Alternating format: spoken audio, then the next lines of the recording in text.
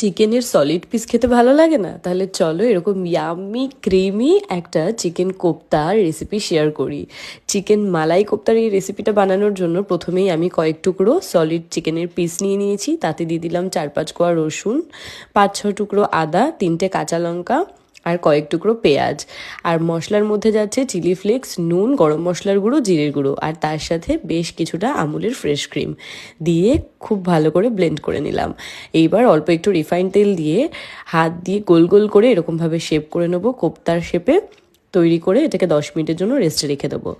এইবার তেলের মধ্যে দিয়ে দিলাম গোটা গরম মশলা, পেঁয়াজ, রসুন, আদা, যতটা ঝাল খাবে সেই অনুযায়ী কাঁচা লঙ্কা, আর দিয়েছি বেশ খানিকটা পরিমাণে কাজু দিয়ে একটু নরম করে ভেজে তুলে রেখে দুধ দিয়ে ভালো করে ব্লেন্ড করে নিচ্ছি। এটা লাগবে গ্রেভির জন্য। এইবার যে কোপ্তাগুলোকে আমি গোল গোল করে বল করে রেখেছিলাম সেগুলো তেলে ভালো করে ভেজে নেব। ভাজা হয়ে গেলে কোপ্তাগুলোকে তুলে রেখে রেডি করতে হবে এইবারে কোপ্তার সেই মালাই গ্রেভিটা। তার জন্য তেলের মধ্যে দিয়ে দিলাম যে মশলাটা আমি বেটে রেখেছিলাম সেই মশলাটা, আর তার সাথে দিয়ে দিচ্ছি নুন, গরম মশলা আর জিরের গুঁড়ো। আর কোনো মশলার এখানে প্রয়োজন নেই। একটু ভাজা ভাজা করে নিয়ে দিয়ে দেবো 2 চামচ মতন ফ্যাটানো টক দই। তোমরা পরিমাণটা বুঝে দেবে যতটা চিকেনের করবে।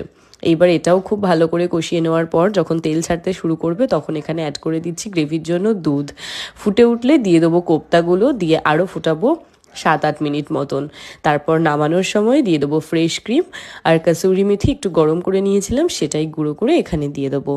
তারপর আর কি সব একসাথে ভালো করে মিশিয়ে নিয়ে 5 মিনিট ঢাকা দিয়ে রেখে দাও, আর তারপর সার্ভ করে দাও রুটি, পরোটা, নান যে কোনো কিছুর সাথে। জাস্ট জমে যাবে।